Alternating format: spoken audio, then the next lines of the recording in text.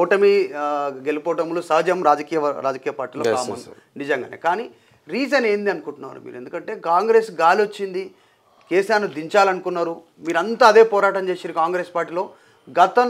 గత చరిత్ర ఉమ్మడి ఆంధ్రప్రదేశ్ తెలంగాణ వచ్చినాక 10 ఏళ్ళప్పుడు లేనటువంటి ఐక్యత ఈసారి కనపడ్డది. జగ్గారెడ్డి కూడా పీసీసీ ప్రెసిడెంట్గా ఉన్నటువంటి రేవంత్ రెడ్డిని ఎదిరించిండు ఆ టైంలో. సో ఎన్నికలు వచ్చేసరికి ఒకటిగా కనిపించారు మీరందరూ. కానీ ఇంత ఒకటి ఉన్నా మీరు ఎందుకు గెలవలేకపోయారు కాన్స్టిట్యున్సీలో? ఏం జరిగింది అప్పుడు? మీ అసలు ఓటమి కారణమే రేవంత్ రెడ్డిని ఎదురు సబ్జెక్ట్ కాదు, మేము పోటీలో ఉన్నాం. రేవంత్ రెడ్డి పీసీసీకి ఆయనప్పుడు పోటీలో ఉన్నాడు, నేను పోటీలో ఉన్నా అని చెప్పిన అందరు చాలామంది చెప్పారు. ఆ రోల్ వేరు. రాజకీయంగా ఎవరో అందరం ఏదో కావాలనుకున్నప్పుడు పోటీ పడతాం. అది ఎవరికి ఒక్కరు వస్తుంది, అయిపోతుంది, సబ్జెక్ట్ అయిపోయింది. అది మీరు ఇంకో మాట అన్నారు, ఓటమికి కారణం అసలు ఎందుకు? ఓటమికి కారణం, ఓటమికి అంటే 2 కారణాలు ఉంటాయి. రెండే చెప్తా. ఒకటి, ఆ జిల్లాలో అప్పుడున్న మంత్రి హోదాలో ఒక నెల రోజులు బహుశా ఒక 1 మంత్ క్యాంపెయిన్ ఒక 25 కోట్లు పెట్టాడు. లాస్ట్ డే 29, 30 ఒక 25 కోట్లు పెట్టాడు. ఆ డబ్బు పంచడానికి యొక్క వెసులుబాటు ఆ జిల్లాలో ఉన్న నా కాన్స్టిట్యూషన్లో ఎంటైర్ పోలీసు వాళ్ళకు కోఆపరేట్ చేసింది. పాపం వాళ్ళు కూడా ఏం చేస్తారు, పాపం సిఏలు, డిఎస్పీలు, ఎస్పీలు ఏం చేస్తారు? అప్పుడు వాళ్ళు రూలింగ్ ఉన్నారు కానీ వాళ్ళు చెప్పింది తింటారు. నేను వాళ్ళని కూడా పెద్ద పట్టించుకోలేదు. పోనీలో వాళ్ళు కూడా బతకాలి, పోలీసు వాళ్ళు కూడా అని బతకని వాళ్ళు కూడా ఏముంది అట్లా అని అది కూడా పెద్ద పట్టించుకోలేదు. ఇక సరిగా జనాలకు డబ్బు పోతున్నది, జగ్గారెడ్డి వచ్చి అడ్డు తగులుతున్నాడు అనే వాళ్ళ కడుపు ఎందుకు కొట్టాలి? మా దగ్గర మా వాళ్ళు అన్నారు, ఏంద్రా 29 తారీఖు సాయంత్రం అంటే, లేదన్నా పంచుతున్నారు, నువ్వేమో ఏమనొద్దు అంటున్నావు అంటే, నాకు అంతకుముందు చెప్పారు పొద్దున, అన్న పంచుతున్నారు అని అంటే, మరి ఏందిరా అని అంటే, ఎవరైతే డబ్బులు తీసుకుంటున్నారో ఇప్పుడు టీఆర్ఎస్ వాళ్ళు ఇస్తున్నారు కదా, వాళ్ళు ఏమంటారు అంటే, మాకు అడుపు ఎందుకు కొడుతున్నారు అని ఒకరిద్దరు అన్నారన్నా అని అన్నాడు.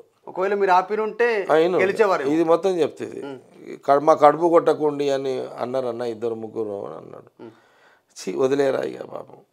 జగ్గారెడ్డి వాళ్ళకి వచ్చే పైసలు కడుపు కొట్టిండు, చెడ్డ పేరు అంతకంటే ఓడిపోయిందే బెస్ట్రా, వదిలేసా అని చెప్పేసిన ఫీల్డ్లో 29వ రోజే మధ్యాహ్నం 3-4 గంటలకే చెప్పేసిన. ఏ పోలీసుని, సిఐలను, డిఎస్ ఎవరిని ఏమనుకోండి. ఇక లేకపోతే నేను అనుకుంటే ఎంతసేపు పోతుంది ఫీల్డ్లో పోతుంది అంటే అయితే 10 కేసులు అయితే ఏమో, ఒక డిఎస్పీని 2 సిఐలకు గల్లబట్టి రోడ్లో గుంజినంటే పరువు తీసేస్తే ఎంతసేపు? పోలీసు వాళ్ళు దింకపోవాల్సిందే, అయితే 10 కేసులు అయితే ఏమో. ఒక డిఎస్పీ 2 సిఐలకు గల్లబట్టి రోడ్లో గుంజితే మా వాళ్ళు ఆగుతారా? తుక్కు చేస్తారు పోలీసు వాళ్ళని. అయితే 100 కేసులు అయితే ఏమో, తర్వాత చూసుకుంటే కేసులు పొలిటికల్ కేసులే కదా. కానీ నాకు మా కూడా ఏమన్నాడంటే, అన్న మా కడ మీద కొట్టొద్దని ఓటర్స్ కొందరు అంటున్నా అన్న అంటే, వదిలేరా ఓడిపోయినా సరే పోనీ అమ్మ.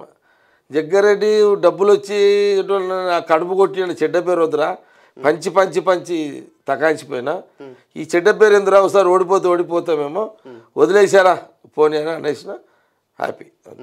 Okay, right. నిజంగా అంటే మీరు కూడా పంచి తకాంచిపోయినా అన్నారు కాబట్టి వీడియోస్ ఉన్నాయి. డైరెక్ట్గా మీరు మంచుతున్నటువంటి వీడియోలో ఈ సైజు బ్యాగులు, ఒక బట్టల బ్యాగులు, ఒక టూర్కి వెళ్తే 10 రోజుల టూర్కి వెళ్తే ఎన్ని బట్టలు పడితే అట్లాంటి బ్యాగులలో దాని నిండా కట్టలు డబ్బులు పెట్టుకొని 2 అస్టేట్లో పెట్టుకొని వాళ్ళు మీ పక్కన నడుస్తుంటే మీరు తీసి పంచిన వీడియోలు వైరల్ అయ్యాయి సంగారెడ్డిలో.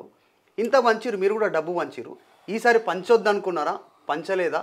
సరిపోయిన డబ్బులు లేకుండా ప్రతిపక్షం ఉన్నప్పుడు అంటే జనరల్గా ఓట్ల కోసం నేను ఎప్పుడు పంచలే. ఎవరన్నా నా ఇంటికి వచ్చి డబ్బులు లేవు అని అడిగితే పంచిన. ఓ హాస్పిటల్ కానో, గోళీలకానో, కూరగాయలకు పోతున్నామనో, ఇంట్లో చదువులకు ఖర్చులకు లేవనో ఇట్లా అడిగితే పంచుతా. 5 ఏళ్ళు అట్లనే పంచుతా. ఎలక్షన్లప్పుడు ఎప్పుడు పంచలేదు నేను. ఈ మధ్యలో హరీష్ రావుతో చాలా కుప్పలు పైసలు, మేమేమైతే రియల్ ఎస్టేట్ చేసి సంపాదించిన పైసలు మా ఆడ సరిపోతాయి. హరీష్ రావు అంటే ఆ డ్యాములు ఈ డ్యాములు పొక్క కొట్టిరు, ఆ పైసలు శీలకున్నాయి హరీష్ రావు దగ్గర, ఆ పైసలు తెచ్చిండు. లేకపోతే ఆడికేం చేస్తే మేము గడపరబడి తోగినాడు హరీష్ రావు ఏమన్నా. నాతో రియల్ ఎస్టేట్ కూడా చేయలేడు కదా. నేనేమో రియల్ ఎస్టేట్ అది ఏడాదికో 2 ఏళ్ళకో 3 ఏళ్ళకో వస్తాయి మాకు పైసలు. హరీష్ రావు అట్లా కాదు కదా, ఒక స్తంభము కట్టిండంటే పైసలు వస్తాయి అంతే కదా, గవర్నమెంట్ ఆడదే కదా. హరీష్ రావు ఏమో పుక్కడికి వచ్చే పైసలు, మేమేమో గడపార పెట్టి ఏమంటారు అది మేము రియల్ ఎస్టేట్ చేస్తే కానీ మాకు డబ్బులు రావు. కాబట్టి హరీష్ రావు డబ్బులకు మా కష్టపడిన డబ్బులకు తేడా ఉంటుంది. కాబట్టి ఆ చివరి రోజు ఇక జరిగింది.